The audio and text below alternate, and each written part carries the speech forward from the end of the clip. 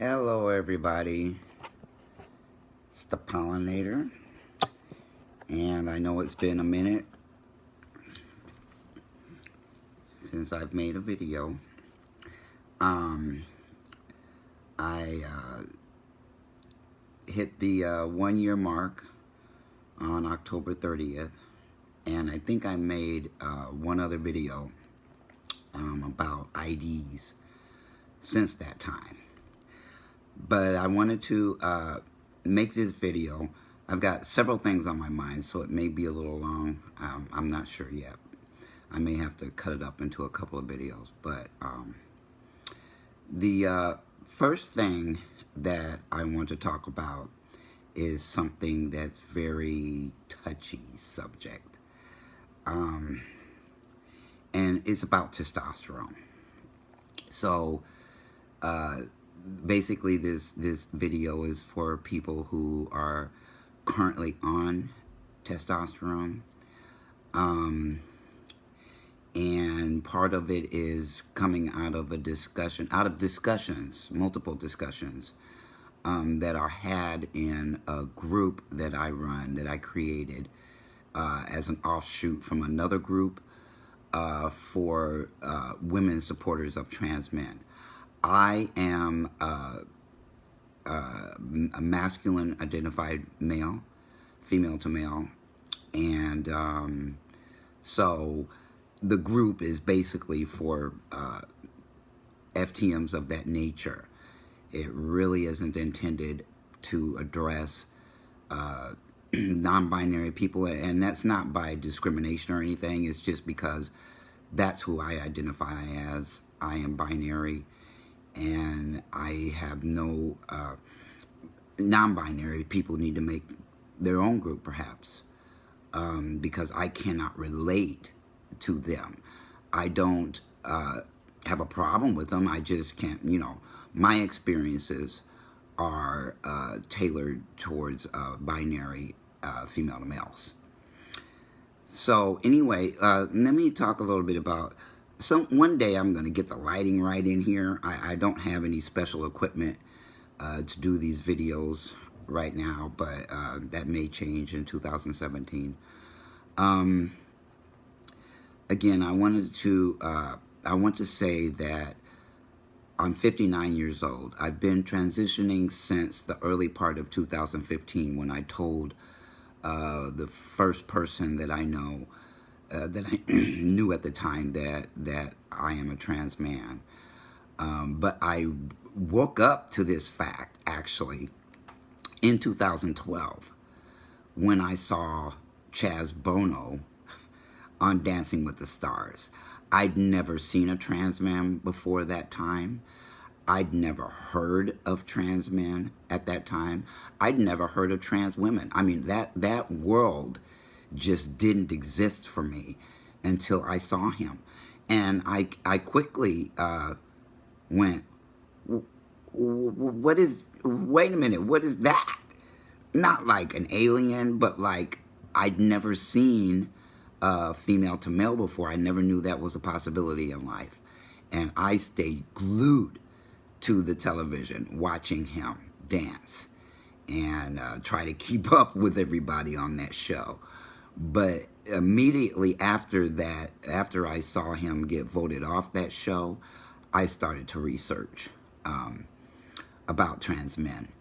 And that's when things started to wake up for me, and I remembered that I had forgotten and buried everything when I hit puberty. So let me talk about testosterone a little bit and the medical industry. I'm not sure why, but there are no real case studies about the emotional, mental effects of testosterone in female bodies. There just isn't any. I'm not sure why.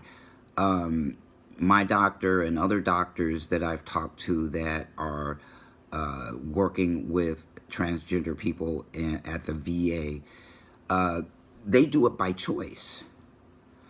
And they also said they only get about an hour or two worth of training on transgender people out of all the hours that they spend becoming doctors, which has got to be hundreds, thousands. I don't exactly know because I'm not in that industry, but that's a really, really, really short period of time to actually study us.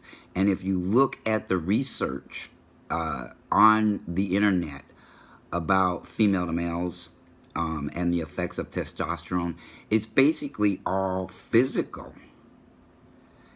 And they'll go as far to say that it doesn't really change a person. Yes, it does. It does not change your heart. It doesn't change your morals. It doesn't change your values. It doesn't change your principles. It doesn't change any of that. But it does change us emotionally. It changes our thoughts. As we live lives as women, I personally think like a man. I mean, I don't know how to really describe that, except that many things that I thought of when I was living a woman's lifestyle are completely different than the thoughts that I have living as a man, living as who I really am.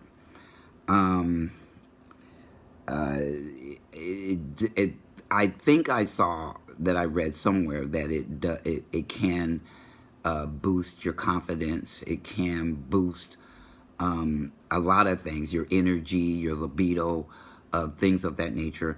But for many, I talk with many people on a regular basis, a lot of people on Facebook and the internet, for that matter. And a lot of them talk about the problems that they're having at the time. And many of them are blaming testosterone for those problems. Here's the deal, people. If you're having problems before you start testosterone, and you haven't looked at any of them, you haven't worked through any of them, you haven't dealt with any of them, those problems will be intensified by the potent drug hormone called testosterone. That is why so many people have so many different things going on, because many men are going out there and they get a therapist to get the testosterone, then they dump the therapist. Or they don't even get a therapist. I've heard that you can actually get appointments directly with an endocrinology doctor and start testosterone. So while you're on testosterone, life is going to happen. And how you dealt with things before you got on testosterone are going to be more difficult to deal with while you're on testosterone, especially if you don't have nobody to talk to. You're not being honest or clear about your feelings, about your thoughts, even if you have a therapist. I mean, I know of some people who have therapists, but they're not telling them what's really going on in their life. We all have different life experiences, and we all bring those experiences into our transition. And testosterone, with its mood swings, if that's what happens for you, can really throw you off kilter, because some of this stuff that happens to us physically sneaks up on us. It literally, we don't even see that we're changing Other people may tell us that we're changing, and I've literally known at least 5 guys who said, I'm not changing, and I got mad when somebody told me that I was changing, that my attitudes were changing, that I was becoming more aggressive, that I was becoming less tolerant. And they didn't want to believe that the people in their lives were telling them this was happening. But if they were in therapy, being honest about who they're being in the world, the good, the bad, and the ugly. See, people try to avoid talking about the ugly. When I was doing seminars at with Landmark, part of their technology was to talk about the being of human beings and how we have this looking good thing going on inside of us. And what I mean by looking good is like, we always want to promote and sell the positive things about us, the good things about us, and ignore telling anybody the bad things. And it goes as far as not even acknowledging the bad things to ourselves.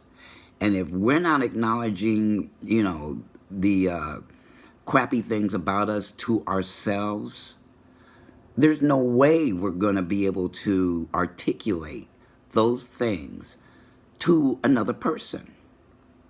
I don't care if they're your clergyman, your pastor, your therapist. I don't care who they are. It's going to make it literally impossible. And you live in denial that there are boogeymen in your basement of your mind. Look at how a lot of relationships began. A lot of people send their representatives out in relationships. And you don't really see who they are. They may not even know who they are, because the only thing they own about who they are is the positive self-image that they paint in their head. Even if that self-image is false. It could be completely false because they're afraid to look inside and own everything. Everything. The good, the bad, and the ugly. And for some trans men, when they get on testosterone, if they had a propensity for being ugly, or they're hiding ugly from themselves and from others, the testosterone might bring it out in them. But that stuff was already there. The testosterone didn't cause it. What caused it was ignoring what you need to be working on in life. From the time we're born, we need to constantly be students of self, to look at ourselves honestly. And you know what? Look at what's going on in this country. Look at what's going on in the world. How many people really, really, really own the ugly, the denials, the image that if they put it out there to people, they might not be loved. They're afraid of not being loved. So they put out this other image, and then you move in with them, get married to them, and all of a sudden, out of nowhere, comes somebody you didn't even know. Somebody who was exactly the opposite of the representative they sent out there. So, anyway, I want to go back to the lack of case studies on what this hormone, testosterone, I'm not going to talk about estrogen, I'm going to talk about testosterone, what that does to us emotionally and mentally. Because if the medical profession actually knew, actually studied us, not like an experiment, but like, questionnaires and things of that nature, get a group of us together and ask us what is going on in our lives, how we actually handle what's going on in our lives, what are some of the things that we can be doing to better handle what's going on in our lives. I think more trans men would have an awesome experience in transition. They wouldn't have all this anxiety, depression. I mean, all these negative things going on that cisgender people look at and think the testosterone is doing it to them. No, it ain't. They just ain't been dealing with anything, and this stuff just intensified it and blew it up like it put a spotlight on you. But it didn't cause it. What caused it was ignorance of yourself. That's the advantage of being 59 years old and having done a shitload of work on myself. I mean, a lot. I went overboard because long ago, I ended up around a group of people that were happy. And I wanted that. I wanted that so bad that I'm an overachiever. So I overachieved in that area too. And I did every single freaking thing I could find to do to feel better, to not have anxiety, to not be stuck in depression, to not have any of that stuff. Dysphoria with it. People are using that word again. Instead of articulating what's going on with us, we'll blame it on dysphoria without articulating what's really going on inside. Some people flat out have sexual dysfunction and they call it dysphoria. They'll be anxious and they call it dysphoria. No, it's not. It's anxiety. You either need to be on medicine and you need to be in therapy if you have anxiety. You need to be talking about this with somebody, where it comes from, what happened to you that had you run around being anxious all the time. PTSD is another issue, especially with veterans. And they need help to deal with that stuff. You can't, and if they don't get it, they're in constant angst about everything. If they don't get certain medications and things of that nature, see, you got a whole bunch of people, dysfunctional people, running around this world. That's what's going on, and that's what people are blaming testosterone on, or any other kind of hormone. It's not the medication. It's the dysfunction and inability to deal with our lives and to deal with the stuff that goes on in our lives in a constructive, positive, communicative way. As I go from group to group to group and see what's said and what goes on in there, there's a lot of fighting going on. There's a lot of unhealthy discussions and debates, just unhealthy. And that isn't caused by a hormone. That's caused by people who don't know how to communicate in a healthy manner. All they know how to do is attack, be defensive, be in denial, point fingers. In Alcoholics Anonymous, they said, for every finger you point out there, there's 3 pointing right back at you. That you need to be looking here. I talk to a lot of people about their relationship problems, and I'm also guilty of this. Maybe not to the extent that I've been seeing, but it's so easy to blame somebody else for what's going on in your relationships. It's really easy to do that. What's hard is to look at our part.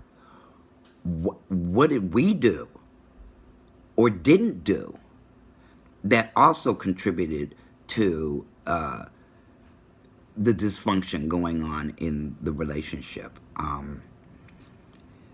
It's tough, people. It's really hard to look inside and take responsibility for how we feel and what we think without blaming ourselves or judging it. I mean, just take yourself out of the dirty water you're swimming in. Take yourself out of it, turn back around and look at that water and see what stinking shit is in the water that you've been swimming in all your life.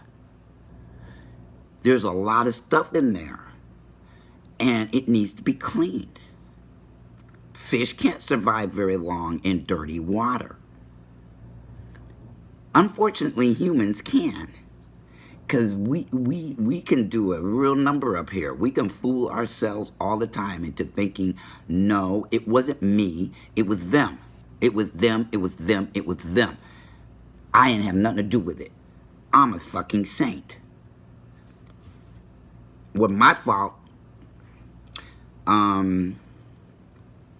But there is always something to learn in relationships that go wrong. And that's any kind of relationship. Friendships, intimate relationships, our relationships with our family. If we're not learning, we're not going anywhere, and we'll just keep repeating the same mistakes over and over and over again. So anyway, testosterone makes some of us a heck of a lot more assertive and aggressive. They describe it as going from 0 to 100 in 5 seconds, 3 seconds, or whatever. That's not a mood swing. That is what men do. Cisgender men, biological men also do that as well. But, you know, nobody really wants to, they want to talk about it like it's a problem, not like it's just a characteristic of testosterone, because it is. But, you know, biological men get to learn how to deal with it from the time of puberty until however old they are right now. If they're young, they haven't learned how to deal with it yet. But for people that are older, for men that are old, biological men that are older, they've learned how to do things that men do. Working out, how to deal with aggression. It's just a fact of being a man. I don't know what to say about those that don't consider themselves men, but they're on testosterone. But physically, it's going to do it anyway, whether you identify as a man or not, because that's what testosterone does. I have the fortune of having an endo doctor that's been in the industry for about 18 years, something like that. And he's been battling for transgender people for a long time. He's also been trying to train other doctors to deal with transgender people. And I love that about him, because he's very compassionate, very emphatic. I'm saying that word wrong. And he still doesn't know it all, because again, he has to teach himself through us. The medical industry isn't teaching him. They don't really care. You know, the bottom line with the medical industry is the almighty dollar. And that's the truth in America. Anyway, this video has gone way too long.